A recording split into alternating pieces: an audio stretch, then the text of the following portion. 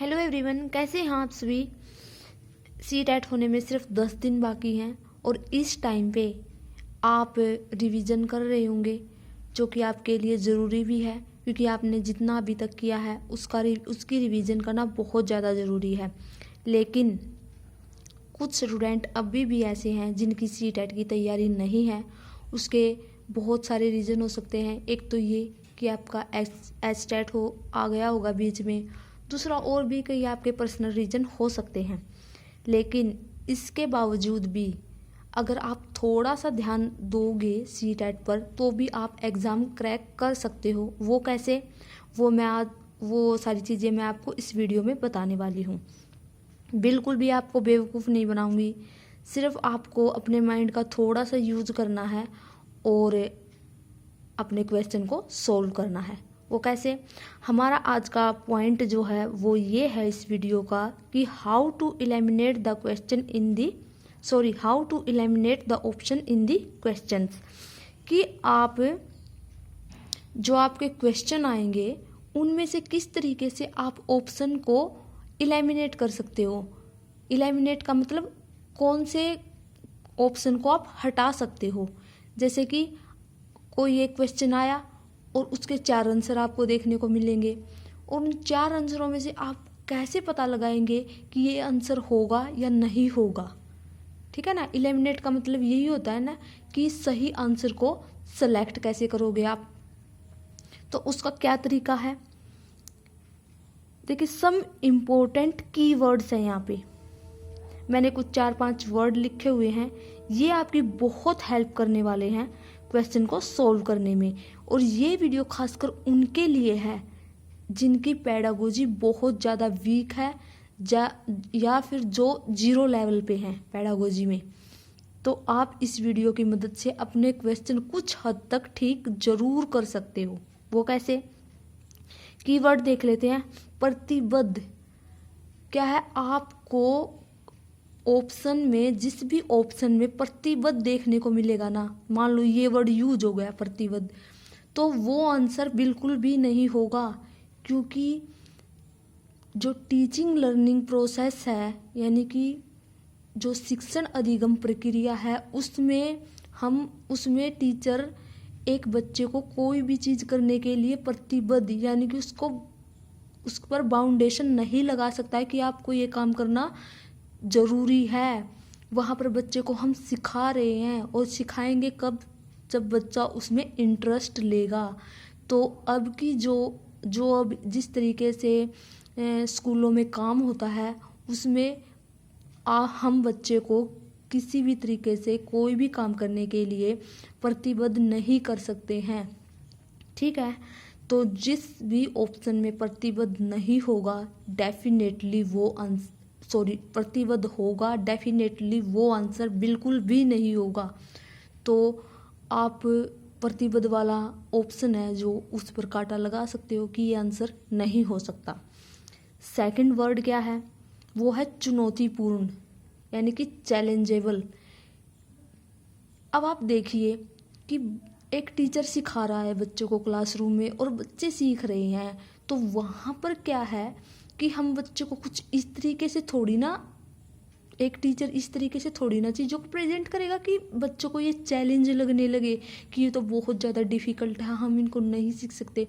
इससे क्या होगा, इससे नेगेटिविटी आ जाएगी बच्चों में। तो चुनौतीपूर्ण तो बिल्कुल भी नहीं होगा कि जिस भी ऑप्शन में आपको चुनौतीपूर्ण जैसे वर्ड देखने को मिलेंगे तो वो आंसर बिल्कुल नहीं होगा। अब थर्ड देख लेते हैं, अवसर। ये एक बहुत ही जाना माना और पहचाना हुआ वर्ड है, अवसर। इसमें क्या है, जिस भी ऑप्शन में अवसर होगा ना वही आंसर होगा।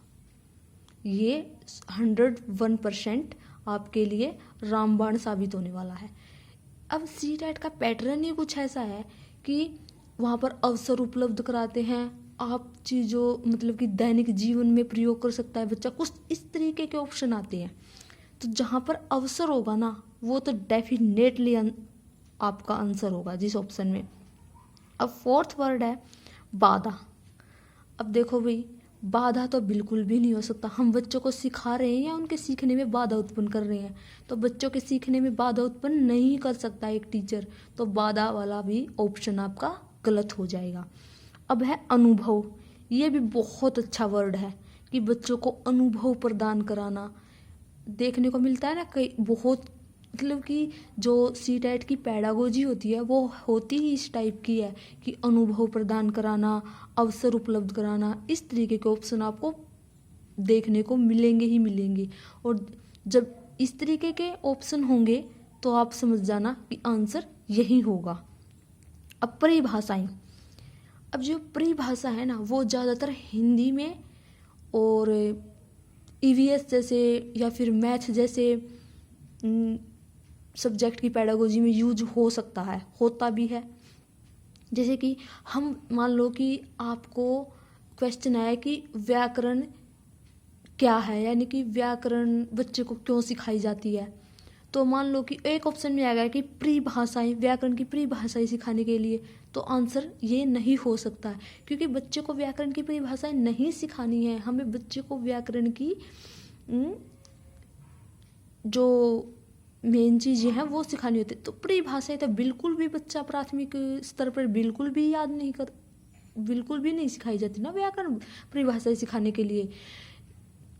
तो परिभाषाओं वाला भी आंसर बिल्कुल भी नहीं होगा। अब मैं आपको ना कुछ 2-3 जो क्वेश्चन है वो दिखा देती हूँ कि किस तरीके से आते हैं क्वेश्चन। ये आप देखिए जो ये सीटेट जो ये 62 वाला है क्वेश्चन, इसमें आप देखिए पर्यावरण अध्ययन में एक अच्छे दत्त कार्य का मुख्य लक्ष्य होना चाहिए। कि इसने पूछा है कि ईवीएस में जो असाइनमेंट होता है उसका क्या कार्य होता है, वो क्या काम करता है, कि बच्चे को क्यों दिया जाता है असाइनमेंट। तो आप ऑप्शन देखिए। अब जिनकी पैडागोजी वीक है वो तो क्वेश्चन को ही नहीं समझ पाएंगे कि दत्त कार्य होता क्या है। चलो उन्होंने इंग्लिश में देख भी लिया कि जो असाइनमेंट होता है उसको दत्त कार्य बोलते हैं, लेकिन उनको समझ में भी नहीं आएगा कि उसका क्या एम्स होता है। अब देखिए अधिगम विस्तार के अवसर उपलब्ध कराना। सेकंड ऑप्शन है प्रभावी अधिगम के लिए पाठ की दोहराई, समय का बेहतर उपयोग निश्चित करना, शिक्षार्थियों को अनुशासन में बनाए रखना। अब आपको बेशक क्वेश्चन समझ में ना आया हो, लेकिन आप ऑप्शन से अंदाज़ा लगा सकते हो कि आंसर क्या हो सकता है। जैसे कि पहला ऑप्शन देखिए कि अधिगम विस्तार के अवसर उपलब्ध कराना। अब मैंने आपको बताया था ना कि जिस ऑप्शन में अवसर होगा डेफिनेटली आंसर वही होगा। अब सेकंड देखिए आप प्रभावी अधिगम के लिए पाठ की दोहराई। पाठ की दोहराई असाइनमेंट में नहीं कर, आप असाइनमेंट में पाठ की दोहराई कैसे करवा सकते हो? बच्चा पाठ तो ना वहाँ पर वो क्या होता है, एक एक्टिव होता है ना, तो दोहराई वाला नहीं होगा। अब समय का बेहतरीन उपयोग किसी और कार्य में भी कर सकते हैं, जरूरी नहीं है कि हम इसमें असाइनमेंट ही यूज करें। उसके बाद विद्यार्थियों को अनुशासन में बनाए रखना। अनुशासन में बनाए रखने के लिए बच्चों को यानी कि हम रख सकते हैं ऐसे असाइनमेंट के जरिए। लेकिन जो सबसे अच्छा ऑप्शन क्या दिख रहा है, अवसर उपलब्ध कराना। ठीक है। अब 63 वाला क्वेश्चन देखिए, पर्यावरण अध्ययन के शिक्षक के रूप में चिड़ियाघर के भ्रमण का आयोजन करने का मुख्य उद्देश्य होना चाहिए। कि आप मान लो कि आप 5वीं क्लास के अध्यापक हो, ठीक है, और आप बच्चों को किसी चिड़ियाघर में ले जाना चाहते हो, वहाँ पर मतलब कि उसका भ्रमण करवाना चाहते हो, तो इसका क्या उद्देश्य होता है कि एक टीचर ऐसा क्यों करता है। ठीक है। तो ऑप्शन देखिए, शिक्षा की गुणवत्ता के बारे में अभिभावकों को संतुष्ट करना, शिक्षार्थियों को आनंद और मजा उपलब्ध कराना, नित्य शिक्षण कार्यक्रम की एक रस्ता को बदलना, शिक्षार्थियों को सक्रिय अधिगम अनुभव प्रदान उपलब्ध कराना। अब देखिए इसमें क्या होता है कि आप बिल्कुल भी अगर आप क्वेश्चन भी नहीं पढ़ते ना, तब भी आप इसका आंसर दे सकते थे, क्योंकि पहला ऑप्शन देखिए आप अभिभावकों को संतुष्ट करवाने का कोई मतलब ही नहीं है। अभिभावक को थोड़ी ना कहेंगे कि आप बच्चों को वहाँ ले जाइए या वहाँ ले जाइए, इनमें अभिभावकों का, पेरेंट्स का कोई फ़ायदा ही नहीं है। अब सेकंड ऑप्शन देखिए, शिक्षार्थियों को आनंद व मजा उपलब्ध, इससे आनंद व मजा तो आता है, ये बात ठीक है आपकी, आप बच्चों का इंजॉय होता है, लेकिन चिड़ियाघर का जो आपकी विजिट होती है वो क्यों करवाई जाती है? उसका आपको शैक्षिक उद्देश्य देखना होता है कि शिक्षा में इसका किस तरीके से यूज हो सकता है। ठीक है, आपको थोड़ा सा अपने माइंड को शिक्षा की मतलब कि बच्चे इससे क्या सीखेंगे, इस तरफ ध्यान देना होगा जब आप कोई भी क्वेश्चन को पढ़ें, और उसका ऑप्शन को कैसे एलिमिनेट करोगे, थोड़ा सा इस बात को ध्यान रखना है कि इससे बच्चों का शिक्षा में किस तरीके से फ़ायदा होगा। थोड़ी सी आपकी प्रेजेंस ऑफ माइंड अगर आप यूज करोगे तो आपका आंसर बिल्कुल सही होगा। और उसके लिए मैं आपको, देखो अब ये डी वाला ऑप्शन है जो शिक्षार्थियों को सक्रिय अधिगम उपलब्ध कराना, आंसर बिल्कुल यही है, क्योंकि अधिगम अनुभव उपलब्ध कराना, बच्चे वहाँ पर एक्सपीरियंस करेंगे, वहाँ पर जाकर देखेंगे किस तरीके के पक्षी हैं, उनमें क्या विशेषताएं हैं, जो भी उनको बताया जाएगा। इसमें क्या है, बच्चा एक्टिवली इन्वॉल्व होगा, बच्चा एक्टिव हो जाएगा। और बाकियों में क्या है, बाकियों में इंजॉय करेगा, नित्य शिक्षण कार्यक्रम की एक मतलब कि एक अध्यापक जो हर रोज़ पढ़ा रहा है उसमें थोड़ा सा बदलाव लाने की कोशिश कर तो रहा है, लेकिन ये शिक्षा का उद्देश्य नहीं है। शिक्षा का उद्देश्य क्या है, अधिगम उपलब्ध कराना। अब आप एक क्वेश्चन और देख लीजिए 64 वाला, सामाजिक विज्ञान के संदर्भ में पर्यावरण अध्ययन पढ़ने का निम्नलिखित में से कौन सा उद्देश्य नहीं है? कौन सा उद्देश्य नहीं है? इसे बच्चों को मुख्य शब्दावली की सही परिभाषा याद करने योग्य बनाना चाहिए। इससे शिक्षार्थियों को विद्यमान विचारों और अभ्यासों पर प्रश्न करने के लिए योग्य बनाना चाहिए। इससे बच्चों को समाज के एक जिम्मेदार सदस्य के रूप में पढ़ने के योग्य बनाना चाहिए। इससे बच्चों को संस्कृति अभ्यासों में विविधता का सम्मान करने योग्य बनाना चाहिए। अब इसने पूछा है कि सामाजिक विज्ञान में पर्यावरण अध्ययन पढ़ाने का क्या उद्देश्य नहीं है, तो मैंने बताया था कि मुख्य शब्दावली की सही परिभाषा याद करने योग्य बनाना चाहिए। आंसर यही हो गया, क्योंकि पर्यावरण अध्ययन का ये उद्देश्य नहीं होता कि पर्यावरण अध्ययन की आपको परिभाषा याद करवाई जाती है। वहाँ पर बच्चे को क्या है कि आपके जो आसपास है वो सब चीज़ें, उन सब चीज़ों का आपको ज्ञान दिया जाता है। और बाकी जो सारे ऑप्शन है वो बिल्कुल सही हैं। विचारों और अभ्यासों को प्रश्न करने का बनाना चाहिए, ठीक है, और एक जिम्मेदार नागरिक बनाता है। पर्यावरण अध्ययन और संस्कृति अभ्यास में विविधता का सम्मान करने के योग्य बनाना चाहिए। मैं इन ऑप्शनों को आपको डिटेल में नहीं करवा सकती अभी, क्योंकि अभी आपका टाइम वेस्ट हो जाएगा। अब आप एक क्वेश्चन और देख लीजिए। कविता पर्यावरण अध्ययन की कक्षा में गरीबी, निरक्षरता और वर्ग असमानता जैसे सामाजिक मुद्दों पर बल देना चाहती है। निम्नलिखित में से कौन सा अधिगम अनुभव इस उद्देश्य की प्राप्ति में अधिक प्रभावी होगा? सारे प्रभावी हैं, लेकिन आपसे पूछा गया है कि सबसे ज़्यादा अधिक प्रभावी क्या होगा। एक कविता है, वो पर्यावरण अध्ययन की कक्षा में कौन कौन से मुद्दे पढ़ाना चाहती है? गरीबी, निरक्षरता और वर्ग असमानता।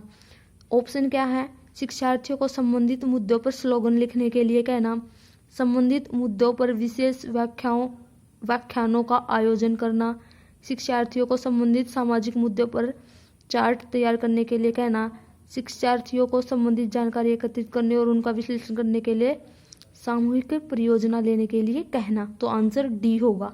आप देखिए बाकी जो ऊपर वाले 3 ऑप्शन हैं उनमें क्या है, आप उन पर स्लोगन लिखने के लिए कहना, स्लोगन लिख देंगे बच्चे, ठीक है, गरीबी, निरक्षरता और वर्ग असमानता पर। तो इसमें एक्सपीरियंस क्या होगा? वो तो बस अपना बुक में से देखा या फिर कहीं से भी देखा और स्लोगन लिख दिया। उसके बाद संबंधित मुद्दों पर विशेष व्याख्यानों का आयोजन करना। व्याख्यान मतलब कि कोई भी आपने मीटिंग नहीं बोल सकते, कोई आपने वो करवा ली, क्या बोलते हैं उसको, ये क्या है, मुझे एग्जैक्ट वर्ड याद नहीं आ रहा।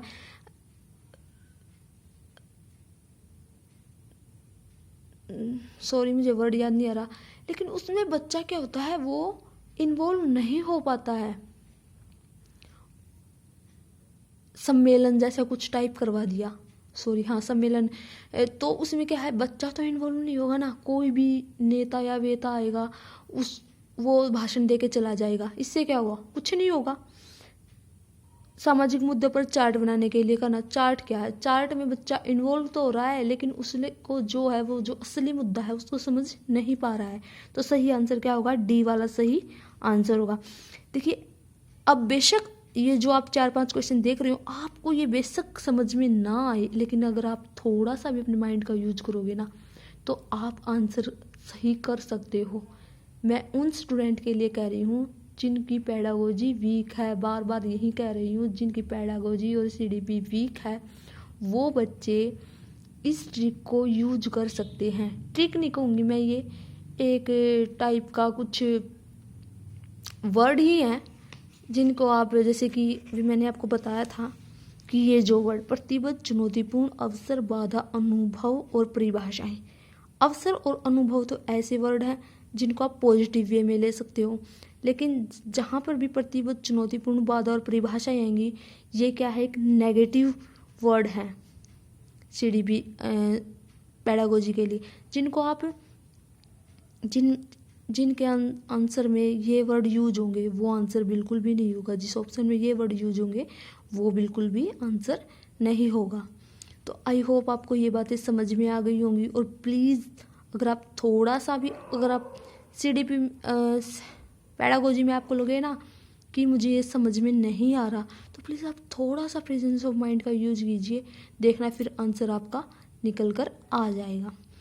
तो गाइज़ थैंक यू, मुझे सिर्फ आपको यही बताना था इस वीडियो में। आई होप आपको ये वीडियो है आपके आंसर को ठीक करने में हेल्पफुल होगी।